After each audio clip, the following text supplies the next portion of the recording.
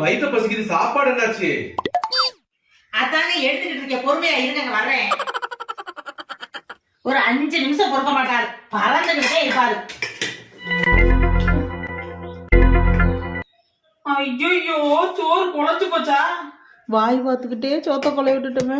இந்த மனுஷன் வாயில வேற விழுக முடியாத. இன்னைக்கு என்ன திட்டி கூட்ட போறாரோ, எப்படியாவது சமாளி பண்ணி.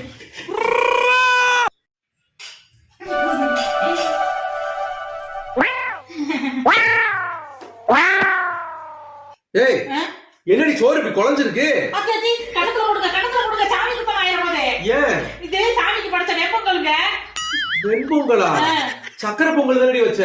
ஒத்த பொங்கலை வைக்க கூடாதுன்னு சேர்த்து வெண்பொங்கலும் வச்சேன். சாப்பிடுங்க.